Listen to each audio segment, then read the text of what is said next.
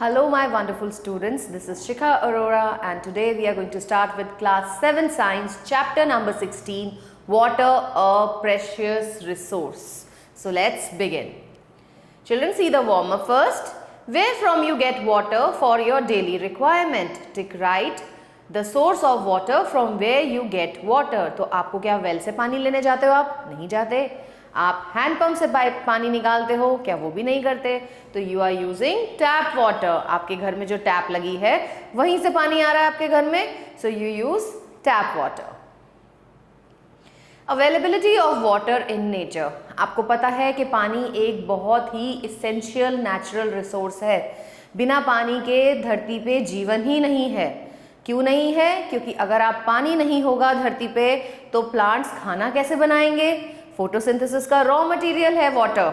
अगर फोटोसिंथेसिस करने के लिए हमें कार्बन डाइऑक्साइड के साथ वाटर की ज़रूरत होती है. अगर वाटर ही नहीं होगा तो प्लांट्स खाना नहीं बना पाएंगे. प्लांट्स खाना नहीं बना पाएंगे तो हम खाएंगे क्या? हमारे लिए खाने के लिए भी कुछ नहीं होगा. और वैसे भी आप देखो कि बिना पानी के आप जीवित रह सकते हो? नहीं रह सकते. पानी पीना हमारे लिए बहुत ज़रूरी है. So water is a very precious resource without which life on earth is unimaginable. Water is the second prime natural resource after air, which is essential substance of life on earth. This natural resource is available in abundance. इसीलिए भगवान जी ने हमें पानी abundance में दिया है. अगर आप देखो तो हमारे जो mountain peaks हैं they are covered with snow. और जब ये snow melt करती है तो क्या होता है? ये पानी की फॉर्म में नीचे आते हैं from the mountains and from rivers, lakes, streams. और यही रिवर्स वगैरह जो है ज्वाइन करती हैं सीज एंड ओशंस को. About 3/4 of the earth surface is covered with water. However only small fraction of this is suitable for drinking. 70% of earth is water children. लेकिन इसमें से सिर्फ 1% पानी ऐसा है जो हमारे पीने लायक है. ऐसा वाटर जो हमारे कंजम्पशन के लिए गुड है वो सिर्फ 1% है. फ्रेश वाटर, जैसे आप देखो अगर आप ओशंस की बात करो तो ओशंस में 97% वाटर जो है वो सलाइन है. सलाइन मतलब उसके अंदर सॉल्ट डिजॉल्व है. वो पानी ह्यूमन कंजम्पशन के लिए ठीक नहीं है.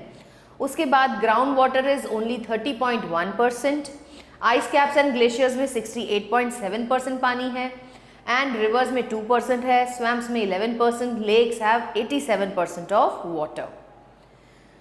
Forms of water. Children, you already know that water exist in 3 states. कौन कौन सी स्टेट्स में एग्जिस्ट करता है?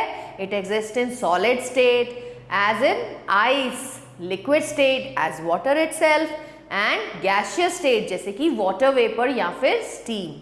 तो वाटर जो है ये तीनों फॉर्म्स ऑफ मैटर शो करता है, that is solid, liquid and gas. You have learn that water on the earth exist in 3 states: solid, liquids and gas. In solid state water exists as ice, snow or frost. In liquid state water exists as we normally see it at room temperature in lakes and ponds. In gaseous state water exists as vapor or steam. Change in state of water. तो क्या ऐसा हो सकता है कि water की states change करती हो? यस, ऑफ कोर्स, बिल्कुल ऐसा होता है. अगर आपने फ्रिज में से आइस निकाल के थोड़ी देर के लिए रूम टेम्परेचर पे छोड़ दिया तो क्या होगा? Ice will melt and it will transform into liquid state, that is water. तो इसका मतलब क्या हुआ? The process of changing of solid state to liquid state on heating. यहाँ पर उसको हीट मिल रही है. रूम टेम्परेचर पर आने का मतलब क्या है बच्चों?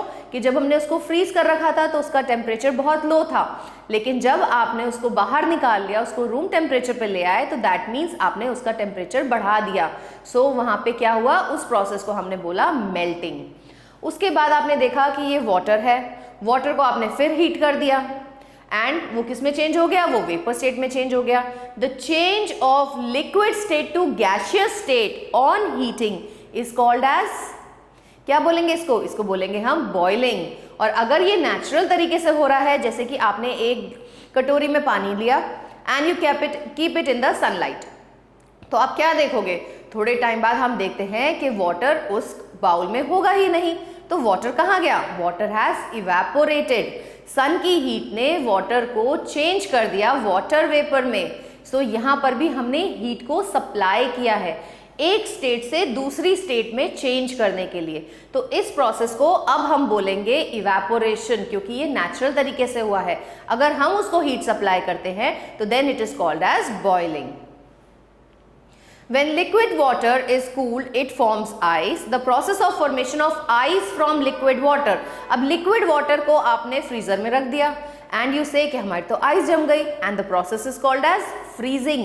तो यहाँ हमने क्या किया है? यहाँ पे हमने उसको cool कर दिया, हमने उसका temperature जो है वो down कर दिया। तो freezing always occurs at down, जब हमने उसका temperature down कर दिया। When water is heated, it changes to water vapor. This process of changing water into water vapor is called vaporization or evaporation. On heating, ice melts down to form water. The process of changing of ice to water is called melting. Water vapor on cooling forms water. आप एक काम करोगे, आप water vapour को अगर हम cool कर देते हैं तो हम क्या देखते हैं कि वो वापस से वाटर में चेंज हो जाता है। तो this process is called as condensation.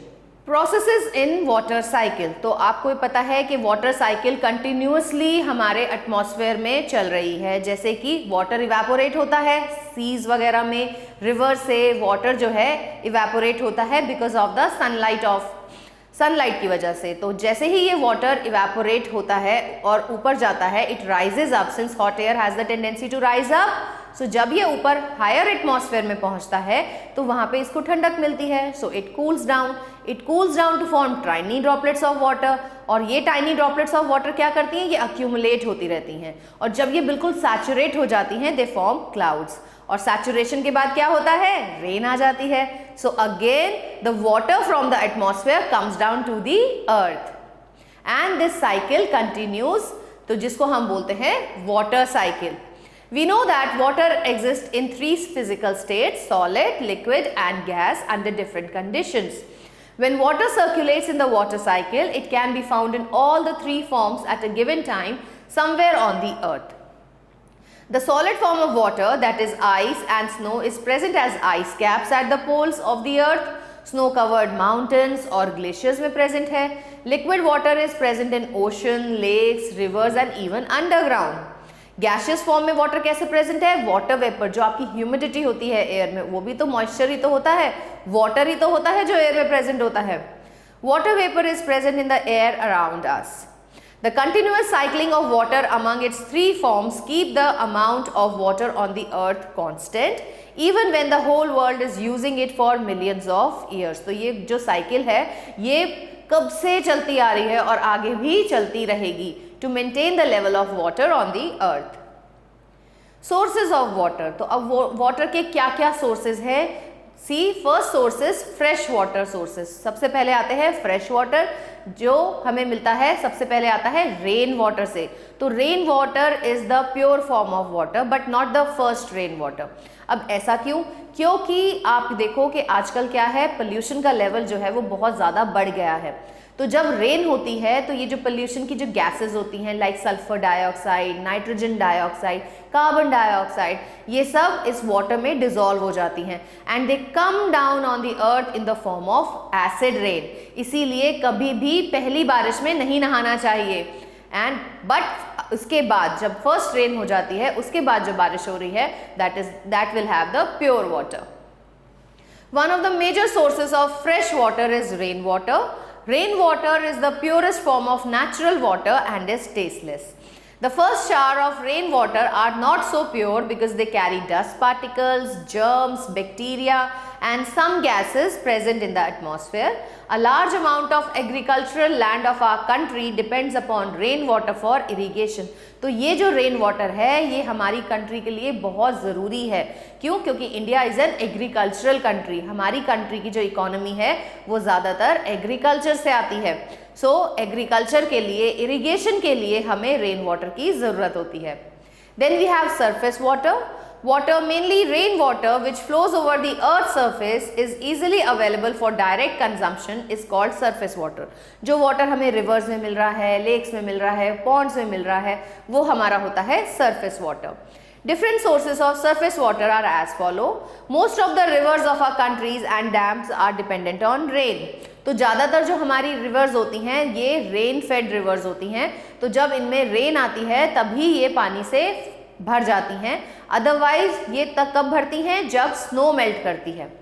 Although we get most of the rain water during monsoon period, this water gets stored in lakes, ponds, canals and rivers for our use over long period of time. Though we have many natural lakes, a number of artificial lakes have also been dug to store rainwater for supply to the nearby area. तो जहाँ हम artificial lake बना सकते हैं वहाँ हमने artificial lakes बनाई हैं ताकि आसपास के लोगों को वाटर की सप्लाई मिल सके. Streams and rivers. Streams are the small surface water bodies which have less water than rivers. Available for use in hilly regions, they are important source of water. तो ज़्यादातर हमें streams जो हैं ये hilly areas में मिलते हैं. ये छोटी छोटी areas होते हैं जो कि पानी से भरे होते हैं ताकि आसपास के local लोग जो है उस पानी को use कर सकें. Rivers are the most important source of surface water. Today a number of cities of modern world are situated along river bank or nearby rivers. तो ज़्यादातर जो cities होती हैं वो river के आसपास ही located होती हैं ताकि पानी की supply मिल सके. You know water is essential for everything. आपको drinking के लिए चाहिए, washing के लिए चाहिए, cleaning के लिए चाहिए, सब काम के लिए आपको पानी की आवश्यकता है. तो इसीलिए rivers के आसपास cities का development होता है ताकि पानी की supply जो है वो बनी रहे. जैसे कि Delhi is situated near Yamuna river, और ऐसे ही हरिद्वार तो you know has the sacred river called the Ganges. In general, rivers are fed by rain during the rainy season and by melting snow during summer season. Rivers such as Ganga and the Brahmaputra have water flowing throughout the year. ऐसा क्यों है? क्योंकि ये हिमालय से originate करती हैं. तो हिमालय में क्या है, वहाँ पर ऑलरेडी स्नो प्रेजेंट है जो मेल्ट होती रहती है और रिवर्स को फिल करती रहती है. Many Indian rivers are only rain fed. तो जो रेन फेड रिवर्स होती हैं वो सिर्फ और सिर्फ पानी कब लेके चलेंगी, जब रेन होगी, और जब बारिश नहीं होती तो वो ड्राई हो जाती हैं. They become dry or have little water during summer months. Rivers are the source of our public drinking water supply and water for irrigation and industries. In some cases, water from dam constructed at suitable places on various rivers is used for generating electricity. तो हम जो dams बनाते हैं वहाँ पर हम पानी को स्टोर करके रखते हैं और उसी स्टोर पानी से हम टर्बाइंस को मूव करते हैं जिसकी वजह से इलेक्ट्रिसिटी प्रोड्यूस होती है. So water is very again important for generation of electricity. Lakes and ponds, children. A pond may be defined as a standing water body in natural depression formed on earth's surface. तो pond क्या होता है कि अर्थ में कहीं पे भी गड्ढा सा हुआ और उसमें पानी फिल हो गया, तो ये वाटर कैसा होता है, स्टैंडिंग वाटर होता है. A pond may be man-made as well. हम भी बना सकते हैं pond को. Difference between a pond and a lake is of size. तो जो लेक होती है वो साइज में बड़ी होती है, लेकिन pond जो होता है वो साइज में छोटा होता है. If the size of depression is comparatively smaller, it is called pond, and if large, it is called as a lake. Generally, surface runoff from the rainwater is the source of water for ponds as well as lakes. तो जो surface runoff water होता है जब rain होती है तो वही rain का जो वाटर है वही इन ponds और lakes को fill करता है. In the still water of lakes or pond, the presence of microorganisms and vegetations cannot be ruled out. तो इन्हीं में क्योंकि पानी रुका हुआ है तो यहाँ पर माइक्रो ऑर्गेनिजम्स की ग्रोथ भी बहुत ज़्यादा होती है. एल्गे भी ऐसे ही पानी में आपको देखने को मिलेगी. In some cases, the water is muddy. Water from lakes and ponds can be supplied for the consumption only after proper water treatment. ऐसा क्यों है? क्योंकि उसके अंदर माइक्रो ऑर्गेनिजम्स प्रेजेंट हैं, जर्म्स प्रेजेंट हैं, मड प्रेजेंट है, तो पहले इस सबको रिमूव करना होगा, तभी ये वाटर जो है फिट हो सकता है for the consumption purpose. Then you have ground water. अब आपको पता है जब रेन होती है तो most of the water moves into the ground. तो ग्राउंड में भी क्या है, आपने जैसे सॉइल पढ़ा है, सॉइल में क्या था, हॉरिजन्स थे, डिफरेंट हॉरिजन्स थे, और लास्ट में क्या था, बेड रॉक थी. तो ये जो पानी है ये मूव करता है थ्रू डिफरेंट लेयर्स. इसकी वजह से ये फिल्टर होता रहता है और फिर ये बेड रॉक के पास जाके रुक जाता है. यही वाटर होता है जिसको हम बोलते हैं ग्राउंड वाटर, और ग्राउंड वाटर को ही डिग करके हम यूज करते हैं फॉर द ड्रिंकिंग पर्पस, क्योंकि ये वाटर जो है ऑलरेडी फिल्टर्ड होता है। बहुत सारी लेयर्स, अर्थ की बहुत सारी लेयर्स से पास होने के बाद ये बेड रॉक तक पहुंचता है, इसीलिए ये क्लीन फॉर्म ऑफ वाटर होता है। Water found in the space between different soil layers and cracks in rocks located underground is called groundwater. Rainwater is the main source of groundwater. When it rains, a part of soil collects over the hard rock layer. Groundwater undergoes natural filtration, is passed through different layers of the soil. For this reason, groundwater is free from impurities and is used for drinking purpose in industries and also for irrigation. Then we have wells and tube wells. It has been a long standing practice to tap groundwater by digging wells. तो हम क्या करते हैं, इस ground water को बाहर निकालने के लिए हम कुएं खोद देते हैं। तो वेल्स जो होते हैं, वेल्स के अंदर क्या हो जाता है, फिर ग्राउंड वाटर प्रेजेंट है। तो इस ग्राउंड वाटर को, जैसे कि you have seen in villages, तो क्या करती हैं लेडीज, बकेट लेती हैं और उसको वेल में डालती हैं एंड देन पुली की हेल्प से वो ग्राउंड वाटर को बाहर निकालती हैं। तो well is a source of water. In conventional wells, the mouth of well is left open and water is drawn by bucket and rope arrangement. Well water may contain soluble and biological impurities. In recent years, bore wells, जिनको हम tube wells भी बोलते हैं, देखो ये रहा tube well, तो हमने ट्यूबवेल ले लेते हैं, बना लेते हैं और उसके थ्रू क्या करते हैं, हम अर्बन और रूरल एरिया दोनों में ही पानी को सप्लाई करते हैं। Through bore well, one can pump out water from deep layers of the earth than ordinary well. तो वेल तो आप यहाँ देख सकते हो, वेल कैसा होता है, कुआं खोदा हुआ है, यहाँ पे एक बकेट है और उसके साथ हमने रोप की अरेंजमेंट की है और पुली सिस्टम के थ्रू हम इस वाटर को बाहर निकालते हैं। और ट्यूबवेल में क्या है, हमने पाइप की हेल्प से वाटर को डग किया है और ये हम डीप तक डग कर सकते हैं। सो ट्यूबवेल में हम ज्यादा पानी निकाल सकते हैं। Uses of water. Children, you all know that water is very essential for plants. Plants grow नहीं करेंगे, plants food नहीं बनाएंगे अगर पानी नहीं होगा तो for the purpose of photosynthesis, water is very essential. Water is essential for vegetation. It is medium for the movement of nutrient from soil to different part of the plant, including the leaves. तो water जो है बहुत ज़रूरी है। Water ही plants में से evaporate होता है by the process called as transpiration, जो कि प्लांट को कूल रखता है। जितने भी मिनरल सॉइल से लीव्स तक पहुंचाए जाने हैं for the manufacture of food, वो सब भी उनका मीडियम भी क्या है, वाटर ही है। वाटर की हेल्प से, वाटर में ही वो मिनरल सॉल्युबल होते हैं और रूट्स से लीव्स तक पहुंचाए जाते हैं। Oceanic water influences the climate of coastal region. तो ये हमें ऑलरेडी पता है कि वहाँ से वाटर इवेपोरेट होता है, वहाँ पे क्या क्रिएट हो जाता है, वैक्यूम क्रिएट हो जाता है, फिर लैंड से ठंडी हवा आती है which is called as land breeze, और रात के टाइम में सी ब्रीज। तो ये हमने देखा है कि it influences the climate of the coastal regions. Fresh water is used on large scale in industries as well as in agriculture. तो हमारी तो कंट्री ही एग्रीकल्चरल बेस्ड है, तो हमारी कंट्री तो रेन पे वैसे ही डिपेंडेंट है। Human beings use water for drinking, cooking, bathing, washing, gardening and for recreational purpose. Children, even हमारे डाइजेशन, जो हमारी बॉडी के अंदर डाइजेशन होना है या मटेरियल का ट्रांसमिट होना है, जितना भी हमारे बॉडी के अंदर है, सब कुछ ब्लड के थ्रू होता है। तो ब्लड क्या है, blood is also made up of water. Blood के अंदर भी तो वाटर ही प्रेजेंट है। तो it helps in the digestion of food also. Even जो हमारी बॉडी के बाहर वेस्ट मटेरियल को फेंकना है, वो वेस्ट मटेरियल को बना के वो भी वाटर की फॉर्म में आता है। जैसे कि आप यूरिन पास करते हो, उसमें भी तो वाटर ही प्रेजेंट होता है। Water is used for the power generation in hydro electric and thermal power plant. Water provides the surface in big reverse and oceans for navigation. जितने भी ये शिप्स हैं, बोट्स हैं जो कि बड़े बड़े सीज में चलते हैं, ओशंस में चलती हैं, तो उनके लिए भी मीडियम ऑफ ट्रांसपोर्ट क्या है, वाटर ही है।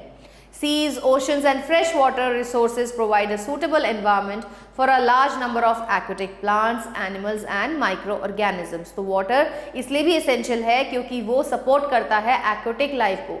जितने भी organisms हैं जो पानी के अंदर रहते हैं, तो उनके लिए भी water जो है वो बहुत essential है। Since breaking of rocks leads to soil formation, water plays an important role in its weathering, तो पानी ही बहुत, जब तेज धार से पानी गिरता है रॉक्स के ऊपर तो रॉक्स भी क्या करती हैं, वो ब्रेक करती हैं। तो water also helps in weathering of the rocks. Effects of water scarcity on plants. Water is essential for both plants and animals. ये हमने अभी डिस्कस किया है कि बिना पानी के जल जीवन संभव ही नहीं है। If water is not given to a potted plant for few days, अगर आप अपने गमले में लगे हुए प्लांट को पानी नहीं देते हो तो क्या होगा, थोड़े टाइम बाद वो विल्ट हो जाएगा, ड्राई हो जाएगा and ultimately it will die. We have learned in chapter 1 that plants need water to carry out the process of photosynthesis to prepare their own food. We cannot imagine any life on the earth if water is not available to plant. Without water, the entire plants existing on the earth will perish. बिना पानी के सूखा पड़ जाएगा, जिसकी वजह से plant survive नहीं कर पाएंगे, और अगर प्लांट्स नहीं होंगे तो हम कैसे सर्वाइव करेंगे। This would lead to the following consequences. No food, जब पानी नहीं तो no photosynthesis. No photosynthesis means no food made. अगर कोई फूड नहीं बना तो आप क्या खाओगे, आपके खाने के लिए कुछ भी नहीं बचेगा। और अगर आप खाना नहीं खाओगे तो ऑक्सीडेशन किसका होगा, ऑक्सीडेशन नहीं होगा तो रेस्पिरेशन भी नहीं होगा। Without water, plants cannot carry out the process of photosynthesis. They cannot make their food for themselves. Animals directly or indirectly depend on plants for food. Without plants, animals will also have no food available. उसके बाद आता है oxygen. Plants release oxygen as a byproduct. Means waste product की तरह oxygen को वो release करते हैं during the process of photosynthesis. और ये ऑक्सीजन हमारे लिए कितनी ज़रूरी है, यू ऑलरेडी नो कि हम लोग किस में ब्रीद इन करते हैं, हम ऑक्सीजन में ब्रीद करते हैं, क्योंकि ये ऑक्सीजन एसेंशियल होती है for the breakdown of the food. Oxidation of food के लिए ज़रूरी होती है ऑक्सीजन, और अगर प्लांट्स फोटोसिंथेसिस परफॉर्म नहीं करेंगे तो ऑक्सीजन रिलीज नहीं होगी, और ऑक्सीजन रिलीज नहीं होगी तो हम लोग जिंदा नहीं रह पाएंगे। Without water, green plants cannot carry out the process of photosynthesis. We know oxygen gas is released in the process of photosynthesis. Without photosynthesis, no oxygen will be released by green plants and no oxygen will be available to animals for breathing. Less rainfall. अगर आप देखो तो ये जो trees होते हैं, plants होते हैं, ये ही रिलीज करते हैं वाटर वेपर को in the atmosphere by the loss of water from the aerial part which is called as transpiration. तो यही वाटर वेपर ऊपर जाके क्या होता है, हायर एटमॉस्फेयर में ठंडा होके क्लाउड्स बनाता है। तो जब वाटर वेपर इवेपोरेट ही नहीं होगा, वाटर इवेपोरेट नहीं हुआ, वाटर वेपर में चेंज नहीं हुआ, तो फिर क्लाउड्स कैसे फॉर्म होंगे, और क्लाउड्स नहीं होंगे तो रेन भी नहीं होगी। Trees and green plants release a lot of water vapor into the atmosphere through transpiration. This water vapor helps in the formation of clouds in the water cycle. Trees in the forest help in bringing rain. The deforested area recovers less rainfall. Stress on freshwater resources.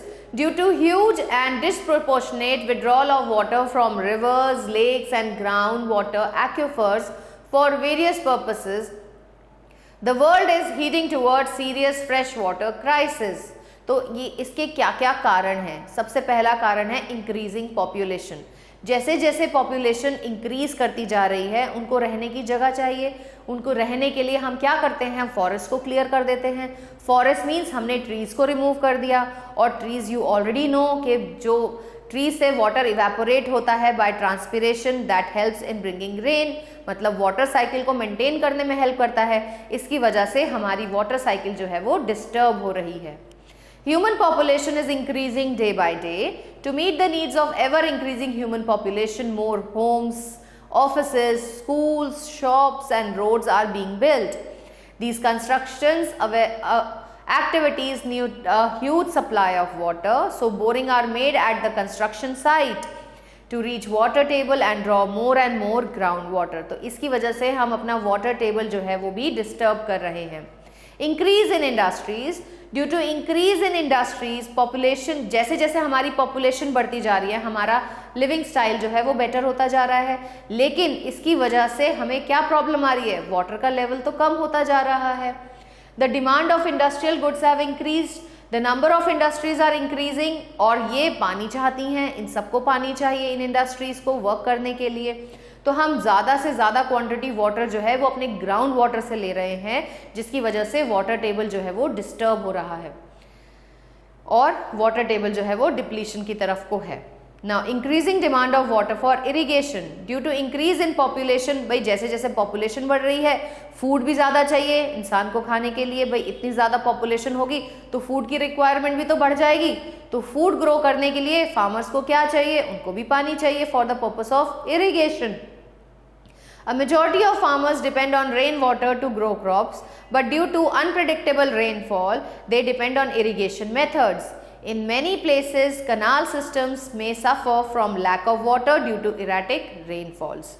Nowadays, farmers use a large quantity of groundwater. वो भी क्या कर रहे हैं, वो भी ground water को use कर रहे हैं, वो भी वाटर टेबल को डिस्टर्ब कर देते हैं, जिसकी वजह से पानी की जो है वो कमी होती जा रही है। Deforestation another very important source जिसकी वजह से वाटर जो है वो डिप्लीट होता जा रहा है, वो है deforestation. Cutting down a large number of trees at a place is called deforestation. तो जब हमने डिफॉरेस्टेशन कर दिया, मतलब हमने इतने सारे प्लांट्स को काट दिए, तो सॉइल किसको होल्ड करेगा? सॉइल के अंदर आपको पता है मॉइस्चर होल्ड होता था, है ना, ताकि प्लांट्स को मिल सके। तो soil will not be able to hold moisture, the water just run away from the ground surface. Cherrapunji, which has the among highest amount of rainfall in the world, faces shortage of water. क्यों? क्योंकि वहाँ पे deforestation कर दी गई है। Deforestation की वजह से वहाँ पे पानी रुकता ही नहीं है ग्राउंड में। स्कैंटी रेनफॉल, तो आपको पता है India is a vast country जहाँ पे रेनफॉल जो है वो अनइक्वल है। हर जगह पे सेम रेनफॉल नहीं होती, कहीं पे ज़्यादा हो रही है तो कहीं पे बहुत कम हो रही है। Some regions have excessive rain while some others have very little rainfall. Excessive rains cause floods whereas absence of rains result in droughts. जहाँ पे बहुत ज़्यादा बारिश हो जाएगी वहाँ पे फ्लड्स आ जाते हैं, और जहाँ पे बिल्कुल भी बारिश नहीं हुई वहाँ सूखा पड़ जाता है। Some regions like Rajasthan, Northern Karnataka, Kutch in Gujarat, Orissa are prone to drought. तो ये है वो एरियाज हैं जहाँ रेनफॉल नहीं होती है और यहाँ पे सूखा पड़ता है। On the whole about 18% of country is drought prone. तो हमारी इंडिया जो है उसमें से 18% इंडिया का जो लैंड है वो ड्राउट प्रोन एरिया है। Besides rainfall is not even every year. Some year the rainfall is far less than the average rainfall. कभी बहुत ज़्यादा हो जाती है तो कभी बहुत कम हो जाती है। Insufficient rainfall is called scanty rainfall. When there is scanty rainfall, less rainwater seeps into the ground. तो जब हमारे देश में कम रेनफॉल होगी तो क्या होगा, उसको हम बोलेंगे स्कैंटी रेनफॉल। तो जब स्कैंटी रेनफॉल होगी तो ज़्यादा पानी जो है वो ग्राउंड में मूव नहीं कर पाएगा, जिसकी वजह से ग्राउंड लेवल का वाटर जो है वो मेंटेन नहीं रह पाएगा। In such a situation, much more groundwater is drawn out by the people for various purpose. और लोग उससे ज़्यादा अमाउंट, जितना पानी सीप करके गया है ग्राउंड वाटर में, उससे ज़्यादा लोग कंज्यूम कर लेते हैं। तो जब कंजम्पशन ज़्यादा हो जाएगी और उसकी रिप्लेनिशमेंट कम होगी तो क्या होगा, we will suffer from the scanty water. तो ग्राउंड वाटर जो है वो डिप्लीट होने शुरू हो जाएगा।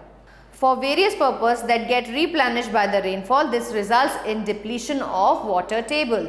Conservation and management of water. The data about the availability, present rate of consumption and future demand for fresh water resource points to the hard fact that conservation of water and its management has become one of the prime environmental concern on the global scale. अगर हम ऐसे ही indiscriminately water को use करते रहेंगे तो हमारा सारा ही ground water ख़त्म हो जाएगा। इसीलिए इट इज़ वेरी इंपॉर्टेंट कि हम अभी से ऐसे स्टेप्स लें जिसके थ्रू ग्राउंड वाटर वापस से रिप्लेनिश किया जा सके, ताकि आगे हमारी आने वाली जनरेशन्स को पानी मिल सके। Measure for conservation and management of water should include following 3 basic steps. Reduction in consumption of water, development of appropriate technology, improvement of water economy. तो सबसे पहले तो हमें अपनी डिमांड को कम करना पड़ेगा कि हम कितना पानी कंज्यूम करते हैं, हम उसको बहुत जुडिशियसली यूज़ करें, बहुत ध्यानपूर्वक उसको यूज़ करें। दूसरा कि हम ऐसी टेक्निक्स बनाएं जिसके थ्रू हम वाटर को कंजर्व कर सकें, ना कि उसको वेस्ट कर सकें। और हमें इम्प्रूवमेंट करना होगा अपनी वाटर की भी इकोनॉमी में। Then we have to study about prevention of wastage of water. The wastage of water in household, commercial buildings, schools and public places can be prevented by closing taps when not in use, repairing any leakages from pipes, etc. तो आप भी जब अपने घर में होते हैं तो आप भी ऐसा देखो कि अगर टैप में से पानी बह रहा है तो हमें उसे अच्छी तरह बंद कर देना चाहिए। कहीं पे लीकेज है पाइप में तो हमें उसे रिपेयर करा देना चाहिए, क्योंकि हमें ही वाटर को कंजर्व करना है। Reuse of the water. The treated wastewater can be used for watering lawns and gardens, washing vehicles and floors of building and for construction purposes. It helps in saving fresh water. तो आप भी rain water को collect कर सकते हो, या आपके घर में जैसे ही कोई वेस्ट वाटर कलेक्ट होता है तो आप उससे अपने गार्डन में अपने प्लांट्स को वाटर कर सकते हो, उससे अपने घर की फ्लोर की क्लीनिंग कर सकते हो। तो इस तरीके से हम फ्रेश वाटर को कंजर्व कर सकते हैं। दूसरा इंपॉर्टेंट मेथड जो आता है वो है ड्रिप इरिगेशन। ड्रिप इरिगेशन में क्या किया जाता है बच्चों, प्लांट्स के साइड्स में पाइपलाइन बिछाई जाती है और उन पाइप्स में छोटे छोटे होल्स होते हैं जो कि सिंगल ड्रॉप ऑफ वाटर छोड़ते हैं बिल्कुल प्लांट्स की रूट के पास, ताकि प्लांट्स को इजीली वाटर मिल जाए और वाटर की वेस्टेज भी ना हो सके। Plants need sufficient water to grow. Plants absorb water through the roots. Drip irrigation is a technique of watering plants by making use of a system of narrow pipes. पतले पतले pipe बिछाए जाते हैं और उनमें होल्स कर दी जाती हैं with small holes which deliver water drop by drop directly around the root. तो बिल्कुल रूट के पास ही पानी डाला जाता है। Thus wastage of water is avoided. The system allows the farmers to produce a high yield with very little water. ज़्यादा पानी ना इस्तेमाल करके भी फार्मर्स जो हैं वो अपने प्लांट्स को ग्रो कर पाते हैं। Construction of dams. Rain water or river water can be prevented from flowing away by constructing dams. तो हम डैम्स बना सकते हैं जिसकी वजह से हम पानी को स्टोर करके रख सकते हैं। The dams prevent floods, provide water for irrigation. Industries solve water drinking problem especially during summer seasons and generate electricity. तो डैम्स के कितने सारे फायदे हैं आप यहाँ पे देख ही सकते हो कि ये इरिगेशन के लिए पानी प्रोवाइड करती हैं, लोकल एरिया को पानी की सप्लाई देती हैं, ड्रिंकिंग वाटर की सप्लाई देती हैं, इंडस्ट्रीज को पानी प्रोवाइड करती हैं और उसके बाद ये इलेक्ट्रिसिटी के जनरेशन में भी हेल्प करती हैं। Rain water harvesting very important children. अब हमें क्या है कि हमें पता चल गया है कि हमें पानी को कंजर्व करना चाहिए। तो जब रेन होती है तो हमें क्या करना चाहिए, हमें बड़े बड़े गड्ढे से बना लेने चाहिए जिनके अंदर हम इस पानी को स्टोर कर सकें, ताकि ये पानी हम बाद में किसी भी काम के लिए यूज कर सकें। We have learned in class 6 that one of the increasing availability of water to overcome its shortage is rainwater harvesting. The process of collecting rainwater from roofs and street corners and storing it for later use is called rainwater harvesting. In this method, the water is collected in percolation pits and recharged well so as to recharge the groundwater. This is an ideal solution to water problems in areas with inadequate water resources. Revival of Bawris. तो अब Bawris क्या होती हैं? Let us discuss. We have at many places in India an age-old practice of water storing and water recharge system called Bawris. तो यहाँ पे क्या होता है, यहाँ पे बड़ी बड़ी पिट्स बनी होती हैं जिसके अंदर रेन वाटर को कलेक्ट किया जाता था। Bawri is a steep well in which rainwater is collected and stored also to provide water supply to people during drought periods. Due to acute water shortage faced by people in some places, the Bawris are being renovated and revived. तो ये पुराने ज़माने में लोग practice किया करते थे rain water को स्टोर करने की, ताकि उसको बाद में यूज़ किया जा सके, और आजकल भी इनका रिनोवेशन और रिविजन चल रहा है ताकि हम इनको यूज़ कर सके। In 1985, Jodhpur faced an acute water shortage. The government was thinking of shifting the people to the city to another place. Then Bawris were cleaned up to tide over the problem. तो Bawris ने ही help करी थी वहाँ के लोगों को to meet the water crisis. How can we conserve water? तो हम कैसे कंजर्व कर सकते हैं? जब हम ब्रश कर रहे होते हैं तो हमें टैप को क्लोज करके रखना चाहिए। We should avoid brushing teeth, washing hands or cleaning utensils with running water up tap. We should collect rainwater in drums and use to water our plants. During water shortage, we should use a bucket and mud instead of using a shower for a bath. Now children, have a look on the new words. Groundwater, water lying inside the earth's surface. Infiltration, process of seeping of water into the ground. Drip irrigation, technique of watering plants by making use of narrow tubes. Water harvesting, collecting rainwater for usage. Now see the summary. Water is a necessity for every form of life. It is used for domestic activity, irrigation, industrial purposes, etc. 22 March is celebrated as World Water Day. तो ये आपको learn करना है कि world water day कब है? 22 मार्च. About 71% of Earth's surface is covered with water.